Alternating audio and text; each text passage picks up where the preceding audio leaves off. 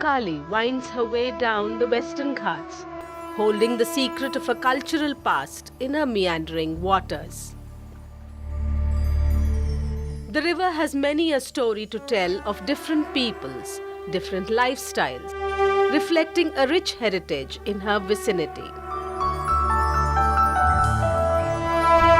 A mute witness to history, she is a strong link with the past, having seen the birth of communities who have made the Western Ghats their home.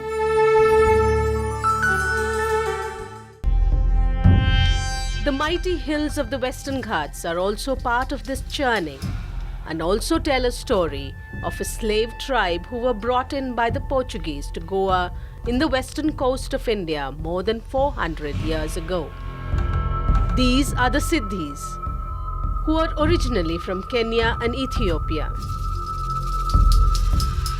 Oppressed and victims of slavery, some escaped into the forests of the neighboring Karnataka and lived off the land.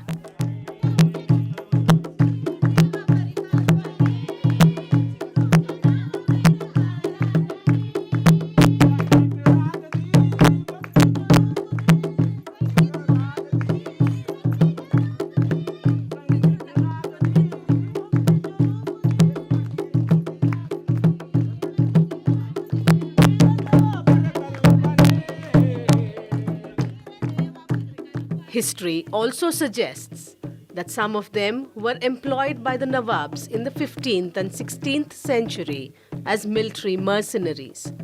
They were also used to fight the British by chieftains in Karnataka. Etymologists say the word Siddhi is derived from the Arabic Sayyid or Sayyidi, which means leader or master. North Africans call each other Siddhi as a title of respect. All African origin people in India are called Siddhi, even though they all don't come from North Africa. The term has also been referred to in a letter describing the crew on a ship aboard SS Nepal sailing from England to South India. The Siddhis have been called Siddhi men or Negroes who were coal shifters on the ship. Siddhi, or who are also called Hapsis in India, supposed to have been brought in by slave trade or through slave trade to India by the Portuguese. And interestingly, they are also part of Asaf Jahi rulers' military. In fact, there is a place called AC Guards in Hyderabad, that is actually African Cavalry Guard. It was a wing of Nizams, and they were very powerful in the armies. In fact, if you look at Ambar Malik was feared by even the Mughals, and you find similarly Razia Sultan also, her closest confidant was a Siddhi. In other words, you will find a large segment of these Siddhis slowly have risen to much better positions, but then they still continue to maintain their ethnic identity, though not cultural identity so much, because they got mixed up with different communities in surrounding areas. They have a belief in spirits, they are like any other tribal communities. This is a community which has come from totally alien kind of a context for themselves and settled here, maybe because of force and other kinds of things, but then they made India their home. There are kind of DNA and other kinds of tests proved that they have links, or they are basically from the Bantu community in Ethiopia and Mozambique areas, because Bantu is a large African tribe. And this, in other words, you will find though they have lost many of their cultural traits, they still retain as a part of the music and also the kind of a dance. These art forms still retain with them, and it is a community, it is largely flourishing in spite of the kinds of changes. I think only anthropologists have studied, some of the sociologists also have studied. I think what is required for us is to preserve their cultural identity, and also in a plural society how they can be an example of accommodation in the wider Indian context. The drum beat of the damam is unmistakably African, and it reverberates around the hills, a call that is definitely close to their heart and reminds them of their roots across the ocean. The damam, of course, is a drum beat that has also become part of the Indian culture, as have the Siddis. The rhythmic call of the damam brings all Siddis together and reminds them of their ancestry.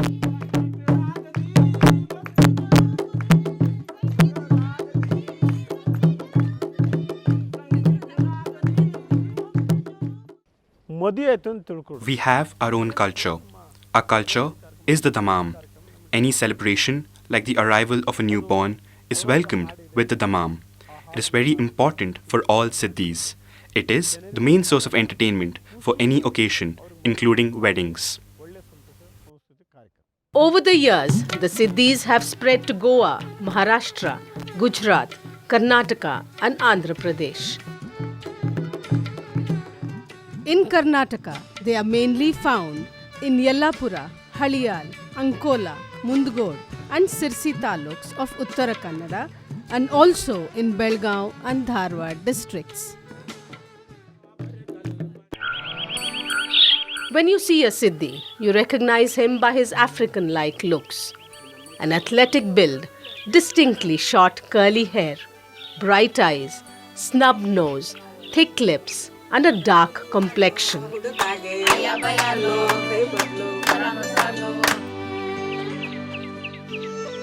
But the Siddhi today is not the tribal he was, hiding in the thick jungles of these hills and living off the bounty of the forests.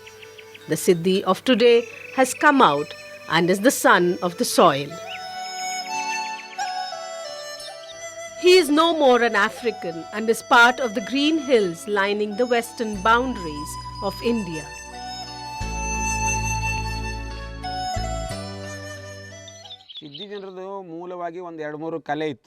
The Siddhis had three basic cultural identities: the Tamami, the Pugadi, and the Sangya Bale. Sangya Bale was not originally Siddhis, but it is now a part of our culture. On a special occasion, like a festival, these are performed through the night till daybreak. All the neighbors come and watch. Today, because of the influence of cinema, many people do not do it. They do dance sometimes, but with modern dresses. Earlier, traditions like keeping the doorstep and tulsi clean were followed. They would also put a unique rangoli called the Sedi. Today, life has become very artificial. In the name of development, many things have changed. For example, our houses had mud and bamboo walls, and we would paint designs on them. Today, the government has given us concrete houses. All these traditions are vanishing. But this culture remains a part of Hindu, Muslim, and Christian Siddhi households. Many say that the tribals should stay in the forest itself, but in that process, you would still be staying in the same forest, the same house, and there would be no development. In a way, I feel that modernity should come in, but we have to respect our culture and ethos.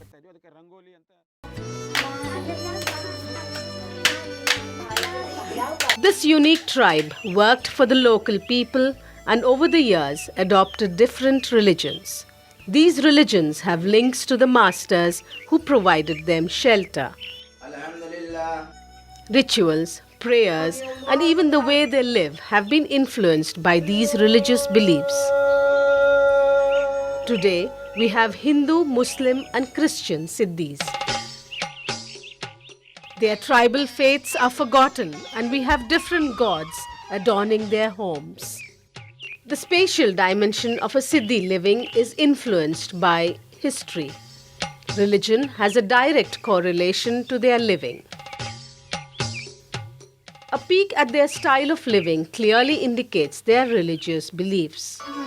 Hindu Siddhis, a majority of whom live inside the forests, keep their communication intact with their towns and villages.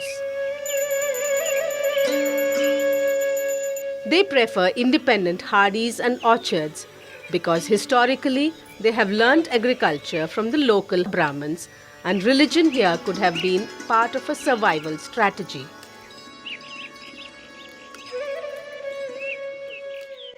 Hindu ಸುದ್ದಿ ಅಂದರೆ ನಮ್ಮ ಬುಡದವರಿಗಿಂದ ನಾವು ಹಿಂಗೆ. I used to work in a Brahmin's house. I learned farming from them. Now I have my own farm to look after. Muslim and Christian Siddis live in colonies near the town. All of them are slowly losing their identity as a separate community, except for their different physical features. They are now part of the social dynamics and evolving as a people who have local identities.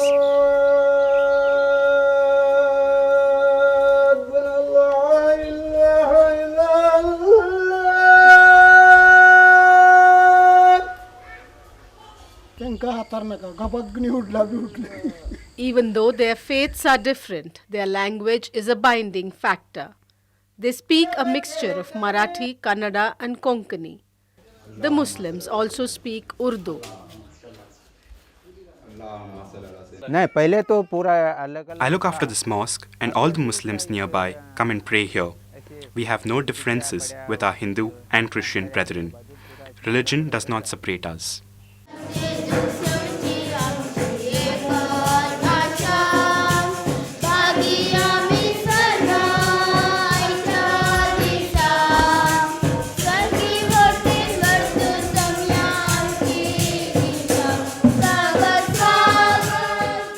ಅವರು ಏನಂದರೆ We may have accepted different religions, but we're all basically Siddis. We are all one as Siddis. The Tamam binds us together as one single community. ನಮ್ಮ ಧರ್ಮಗಳಿಗೆ ಹೋದಾಗ ಮಾತ್ರ ನಾವು. The story of this Indo-African tribe, Siddis, integrating into the main culture is one of its kind in India. The anthropologically sensitive tribe has adapted to changes, burying their own roots with the past. Their lives in small hamlets in the northern part of Karnataka have metamorphosed them as citizens of an urbanized society.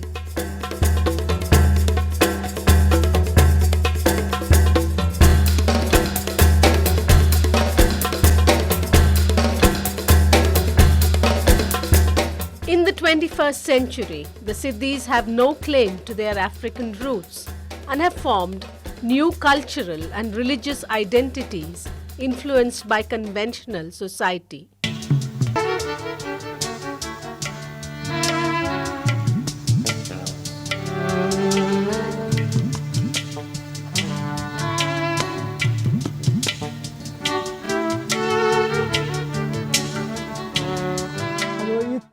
In olden times, there were no intermarriages. We have no objection if our children intermarry. It's not like before, where the elders decided whom to marry.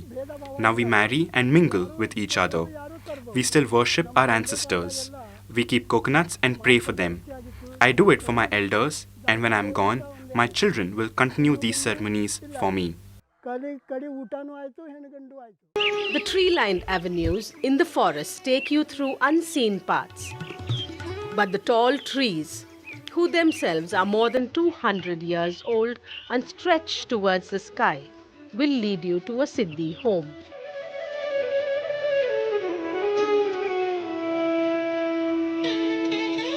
The last mile has to be walked, and even the resident birds and the guard dogs greet you. Hidden away in a cluster of trees is a Siddhi home. Sometimes one has to cross a stream flowing inside the forest to reach one's home.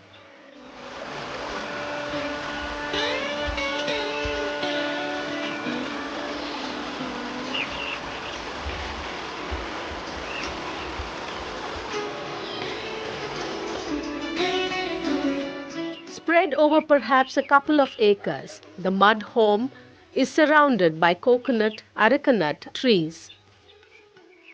This orchard is their main source of livelihood.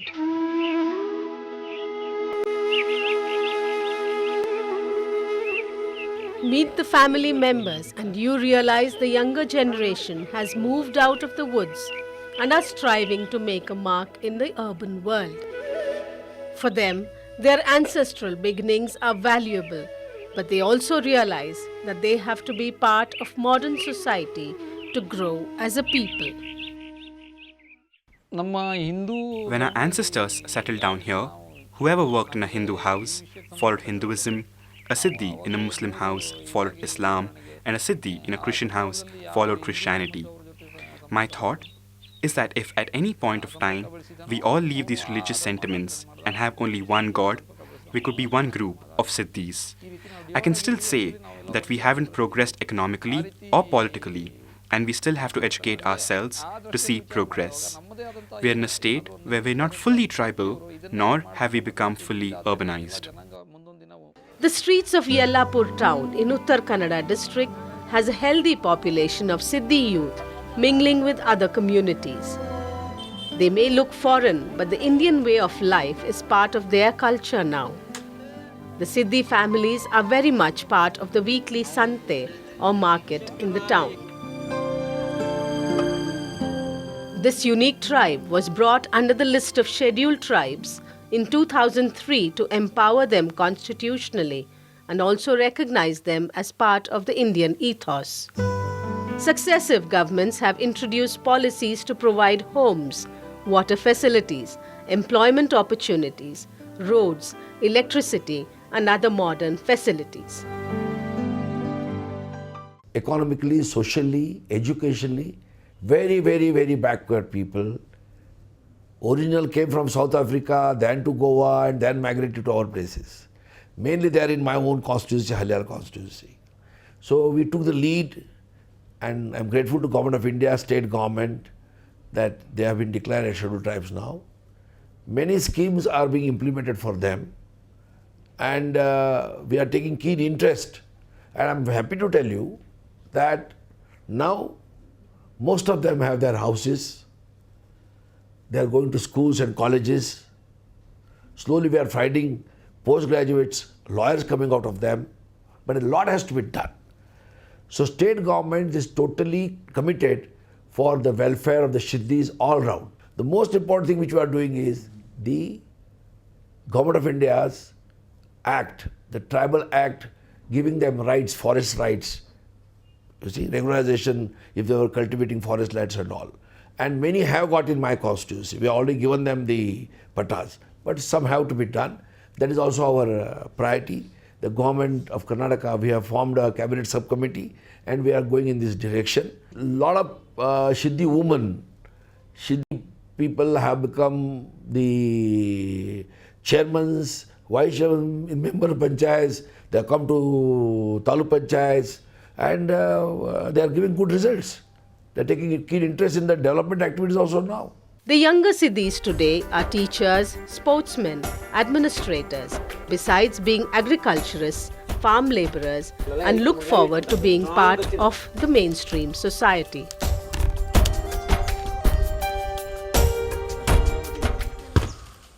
Sports comes naturally to Siddhis. Many of them have made their mark at the national and international level. Looking at their sporting abilities, governments have exclusive policies to train Siddhi youth to exploit their potential.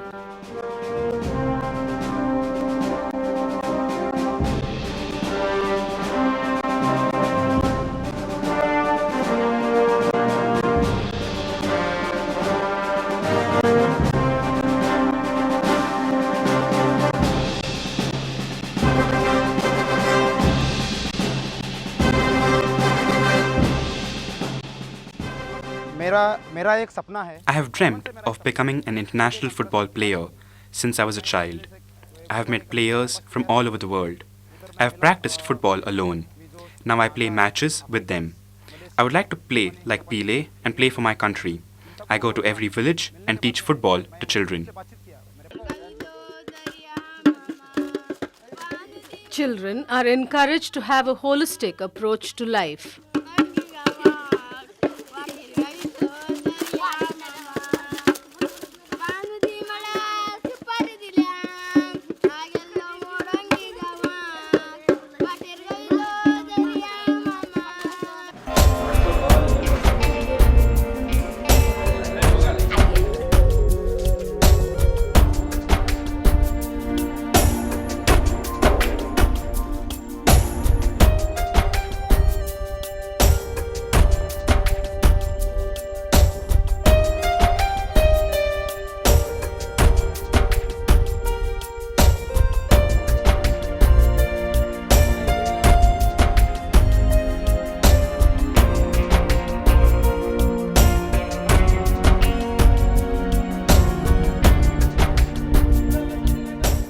they are also able to raise their voice against injustices meted out to them and seek justice democratically.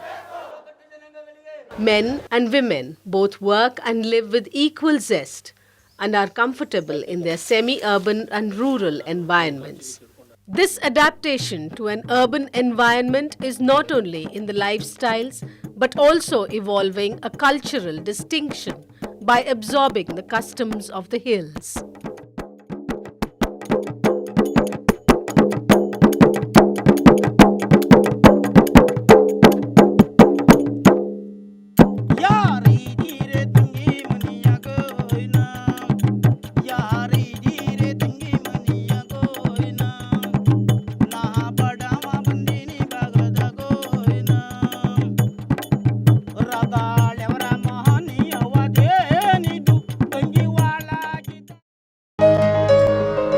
Women are also empowered. They work hard as farm laborers, save money, and hope that the next generation has a better life.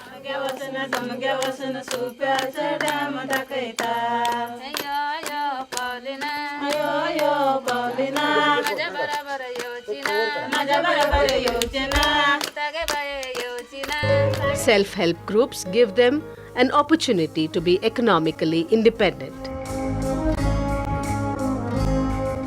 Young women look forward to a good education.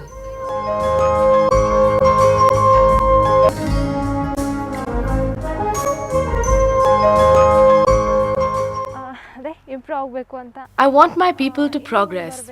I would like to see my people literate. Most of them get married without getting educated. I would like that to change. There are many Siddis who are doing very well. I too want to come up like them. But their inherent love for song, dance and the pugadi come from the heart. They dance instinctively, sing naturally, and the rhythm of life reflects in their music.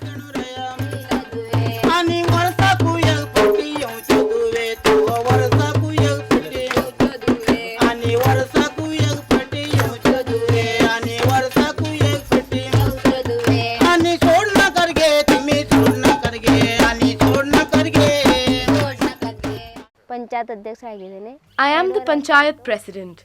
Before this, I stood for the elections and became a member of the Panchayat. A lot of facilities have been given by the Panchayat for the ST people. Drinking water, wells, tanks. We have also built roads and given houses. Our people should come forward and take the facilities. I always pray to God that I get the opportunity to grow and would like to work at the taluk and the district levels. Gangamma Siddhi and Lakshman Siddhi have seen many summers. They have seen their tribe change from being a unique clan to a member of the mainstream. They accept religion as a way of life and see no link with their native beliefs. Things have changed over the years. Modernity is now a part of the Siddhi culture.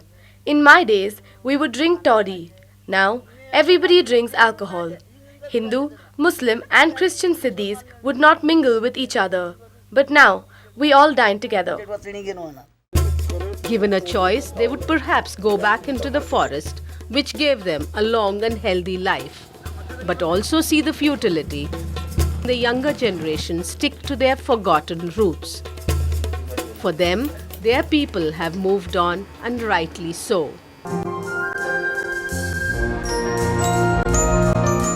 A Siddhi is no more an African living the Indian life. He's an Indian who is part of her history and ethos. The river Kali, the green ghats, and a glorious sunset are all witness to this inevitable change.